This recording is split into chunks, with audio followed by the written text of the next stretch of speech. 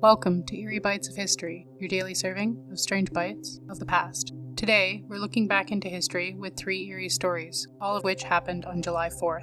Let's begin. On July 4th, 1983, in the quiet town of Marin, Arkansas, community gathered for its annual Independence Day celebration. Families brought lawn chairs and picnic baskets, children waved sparklers, and the local pastor led the crowd in prayer as the American flag was slowly raised above town square. Then, without warning, the flagpole itself began to smoke. People thought it was part of the ceremony, but the smoke thickened, darkened, and suddenly flames erupted from the middle of the pole. The flag still fluttered above, untouched. Spectators screamed and scattered. Local firefighters, already present as a precaution, rushed to extinguish the fire. When the flames were put out, the pole was charred from the inside. This is where it gets strange. The flagpole was made entirely of solid aluminum, metal that doesn't just catch fire. There had been no fireworks nearby, no power lines, and no evidence of sabotage. The internal origin of the fire stumped even the most experienced fire investigators. Rumors spread fast, claiming it was an act of divine judgment, a warning about how the country had lost its way. Others whispered about underground gas leaks that somehow ignited, although no leak was ever found. The flagpole was quietly replaced weeks later. No official cause was ever given, a symbol perhaps that sometimes the real fire comes from inside.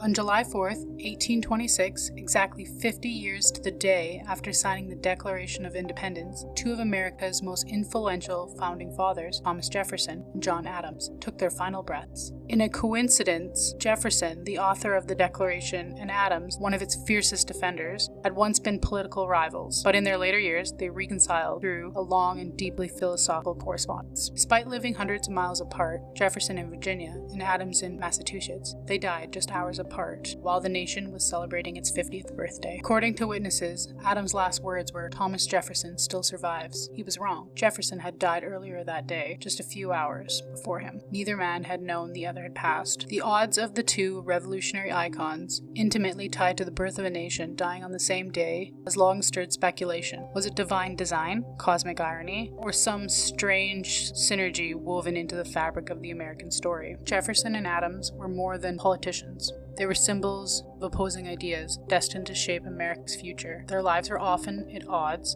but in death they became internally linked. Their passing on July 4th feels less coincidental and more final and chilling.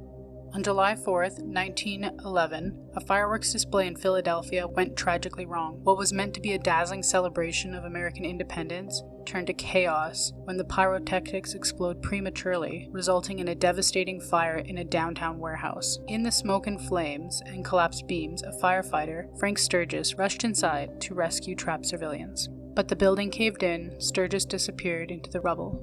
Rescue crews searched for hours, then days. Eventually, he was presumed dead, another casualty of the inferno. Then, on the morning of July 6th, when the rescuers were digging through the charred debris, they heard something. A faint rhythmic tapping. Incredibly, they pulled Sturges out alive, but severely dehydrated, injured, and visibly shaken. He claimed he had been under the rubble with a figure, a red man, with eyes like fire, that he had stood by him in the darkness, speaking softly, telling him when to stay still and when to breathe, and that help was near. Doctors dismissed this as a hallucination brought on by the trauma and lack of oxygen. The newspaper ran with the miracle survival angle, but left out the strange details.